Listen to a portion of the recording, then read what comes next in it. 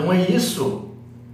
Minhas preces foram atendidas. Cara, vocês terem noção que a gente descobriu, cientistas da NASA, a NASA, olha só que importante, a NASA, ela descobriu que, meus amiguinhos, é verdade, a NASA que descobriu, ela descobriu que existem partículas que vivem entrelaçadas e viajando em distintas dimensões.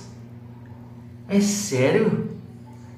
O meu sonho de Stargate Atlantis, The Flash, Rick and Morty, diferentes dimensões, ficção científica, isso aí.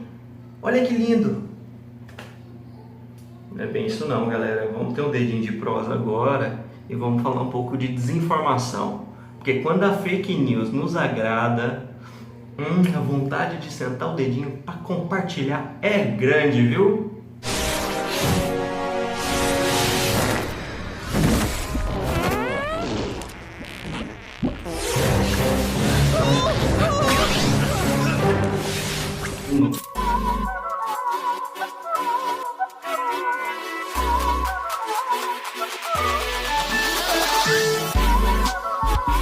Primeiro,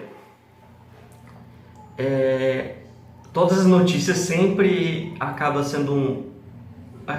fazendo referências a uma outra notícia.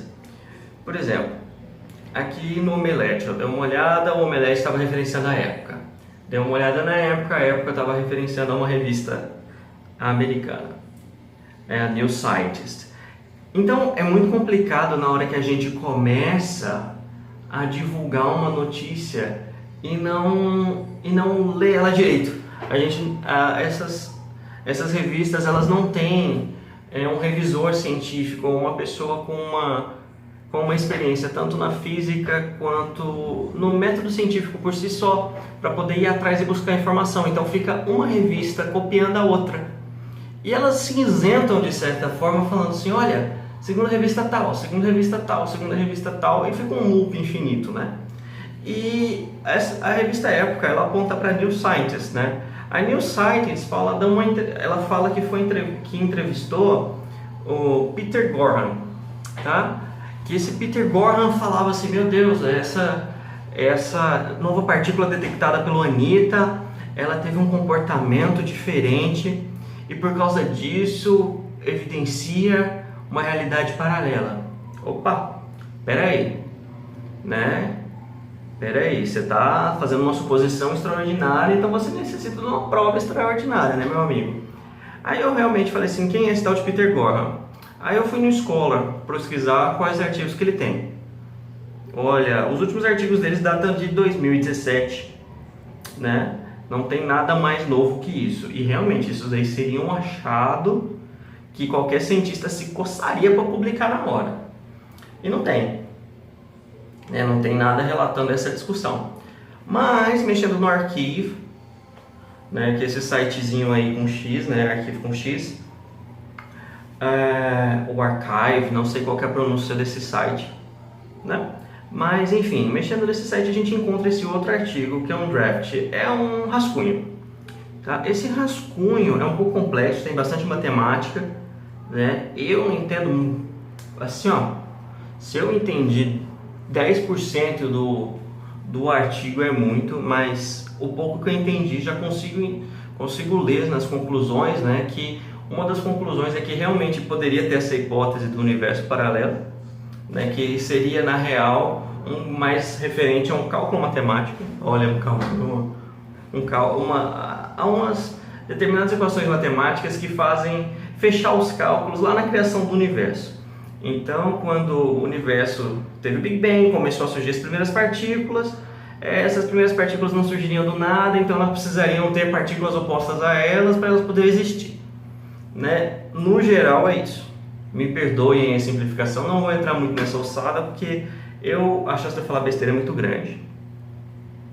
Mas enfim, né? Para fechar a conta, na física e na matemática a gente pode criar quantas dimensões a gente quiser. Até naquele programa The Big Bang Theory, aquele seriado, né, o pessoal fala das teorias de corda, que precisaram criar várias dimensões para provar essas teorias, tá? Não entendo nada de teoria de corda, não é da minha alçada, nunca.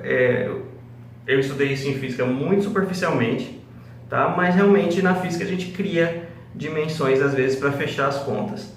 E na teoria fica tudo muito bonito, mas nós não temos instrumental para provar muito das coisas. No futuro, se provar, maravilhoso.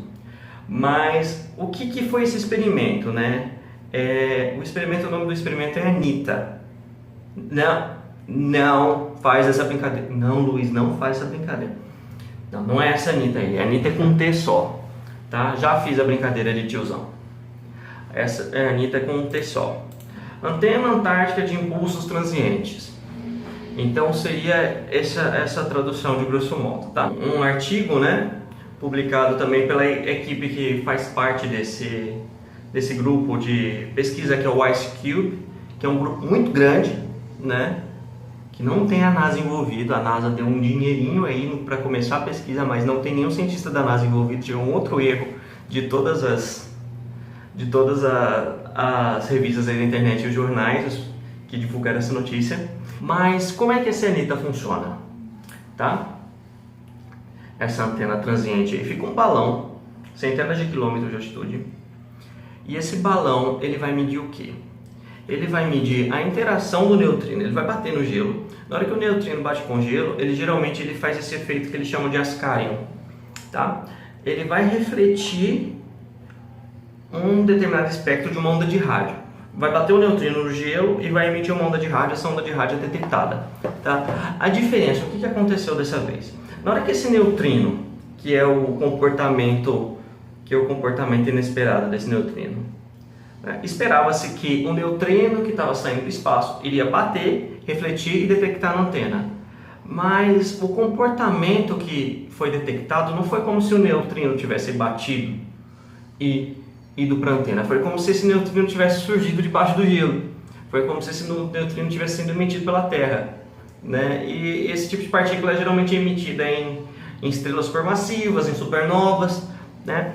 E todo mundo ficou, mas como que isso daí está saindo da Terra? Ele se teletransportou no tempo, né? Então realmente esse artigo discute essas possibilidades de que essa partícula ela tenha tido um comportamento não usual, porque ela tenha simplesmente atravessado a Terra em um outro ângulo, que ela tenha interagido com a atmosfera, que ela tenha interagido com a magnetosfera, que ela tenha simplesmente vindo de outro lado e não tenha nada a ver com as partículas fundamentais de surgimento do universo, mas sim com uma supernova qualquer que faz com que essa partícula viaje pelo universo e bata na Antártica de uma forma não usual, que eles estavam esperando, né, nos modelos que eles estão seguindo quando eles instalaram esse equipamento.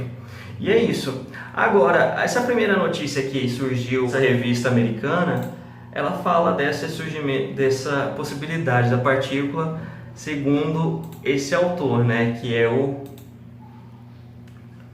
Peter, né? Mas aí que remete, o Peter não tem nenhuma publicação, né, o Peter Graham, e também nesse artigo que eu achei no archive, ele não está nos autores, e vocês podem ver aí que tem uma quantidade bem grande de autores, né?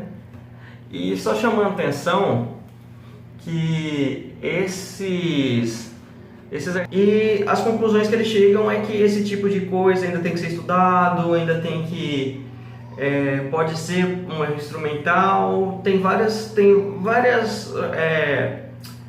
conclusões que eles chegam ali, tá? E eles falam que realmente todos esses autores não se sentem confortáveis em falar nessa questão de segunda dimensão, porque apesar de ter todos esses autores, todos esses colaboradores aí, por causa do projeto Cubo de Gelo, eles não foram apenas três que escreveram esse artigo, né, e que não está publicado ainda, então não passou por um revisor esse artigo. Então é muito complicado você falar qualquer coisa desse tipo na mídia, não referenciar, falar que o Peter falou uma coisa e que realmente não tem lugar nenhum que ele falou, e jogar uma história dessa só como clickbait, só para você ter mais visualizações. Então isso daí é uma fake news amigável, aparentemente inofensiva, mas lembrando que toda teoria da conspiração parte de um princípio de um pouquinho de distorção de um fato científico, ou apoiar em fato científico que não é bem aquilo que ele está querendo dizer, mas usar aquilo como muleta. Então não vamos deixar de divulgar esse tipo de notícia. Toda vez que a gente vê algum pesquisador falando, algum portal, alguma revista que ela não é científica, que não passou por um revisor de periódico, por revisores do periódico, de algum periódico, que não passou por revisores, vamos evitar clicar e publicar ela de uma vez, porque é muito complicado. Então, galera, é isso aí. Nunca falei isso, me sinto meio ridículo, mas se inscreva no canal para ficar legal e dá um joinha aí, tá bom? E divulgue para os amigos para eles pararem de falar sobre ciência sem pesquisar um pouquinho, né? Aqui realmente eu sou físico, mas a minha área de atuação não é essa. E realmente eu fico muito desconfortável para falar de física de partículas, porque foi algo que eu estudei e está muito distante de mim, tá? Então tá, obrigado.